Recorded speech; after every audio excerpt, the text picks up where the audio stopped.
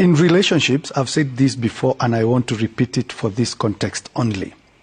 Things never go wrong. Things start wrong. Sometimes the red flags, you will see them but assume them. You will think they will fade away. I was reading something yesterday and somebody said for the ladies who are struggling to get married, the solution to get married faster is start acting like you don't love money and you will get married faster. Bopi Najua does not apply. Toxic women know what they want at the end of the day and they have to get it their way. Let's look at it this way. You're dating and she has a standard, a class.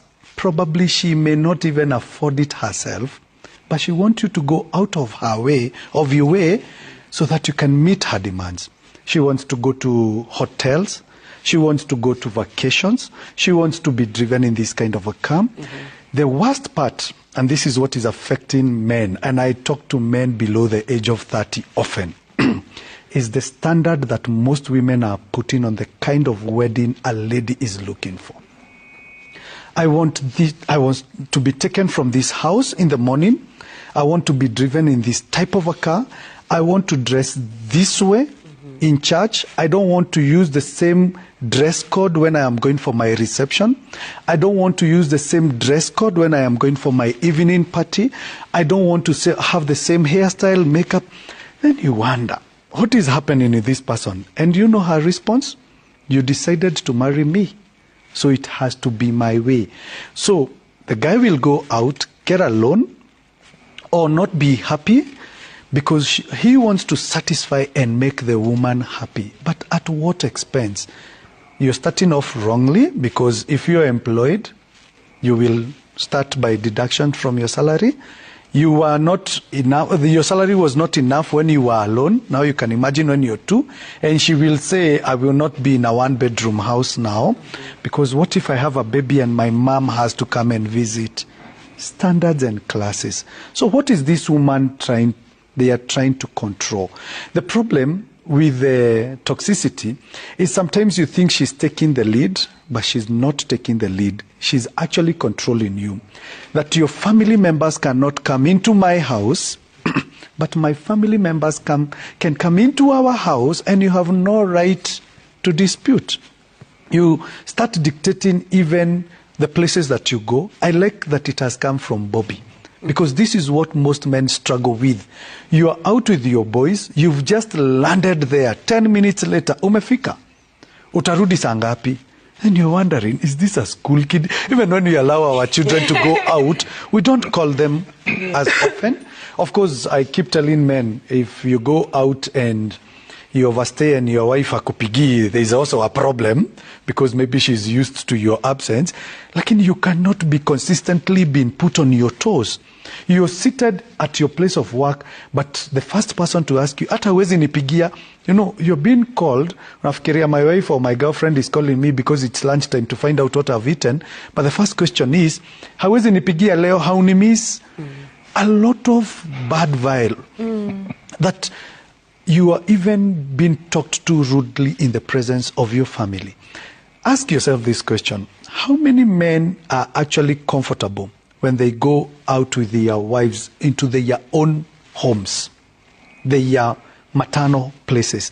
Because my wife will come and start saying, na mimi nisipewe kazi ya kuosha vyombo. So does it mean nikifika kwetu, after greeting everybody, I look for the one who is giving duties, nimwambie na wangu leo usimpatie kazi ya kuosha vyombo? I have a sister, my sister Wambui would look at me. My sister anaweza niambia nitawapatia nyinyi wawili nione chenye mtafanya. Men who cannot even reason, you in church, you are being told to sit next to your wife is dictating even the styles that you're going to sing to your maker. Ulikuwa na dance aje church. Even the clothes that you wear. And unfortunately, go back home. How many men are even being denied their conjugal rights? Yeah? I think it's on Sunday. Yeah, it's on Sunday. When we had one of the outings, we posted a picture. And I've seen comments in my section, see how men are happy when women are not there. But You will even see some women with some comments of they were discussing women. That's the only topic that makes them happy. And when I go home, say for instance, maybe my wife was following those comments online because she doesn't want to call me. She's like, ni akina wanawake wagani hawa mlikuwa mna discuss. It starts like a fight. And at the end of the day, that bed is so wide that you feel like there's a rift between you and your wife. There is no happiness. And at the end of the day, when you look at where did things go wrong, things went wrong because you never even said from the word go, these are the irreducible minimums. This I can agree with. Of course, men will protect, like Roberta has said. But sometimes, whom are you protecting at the expense of what? You cannot then protect somebody who is making your life difficult. How many men have died in the hands of their women? And not just the physical death. Some are dead emotionally. They are walking, they are just walking dead. Yeah, dead men walking out here. And then, you know, God's sense of humor sometimes is terrible. Then along the way, he meets a young girl, like Bobby here, who says, oh, Ken, you could be my prayer item. I've been looking for such a person like you. Then you remember, yani somebody somewhere can be able to sit and appreciate what somebody else somewhere did not appreciate. Yeah. So what will happen is, I start being aligned to Bobby more than Shiro. Shiro now starts realizing, you know, it takes a master to know that the game plan has changed. Yeah? The master now starts realizing he's no longer asking me what to wear. He's no longer depending on me to purchase clothes for him. He's started now. He comes even home with a perfume. He's changed. Haogi na jamaa. Amekuja na Carsons now. Ameanza kwenda gym. The car is pimped. The car is washed with the perfume inside. You know what will happen? When the man is sleeping, the DCI wakes up at night to look for evidence.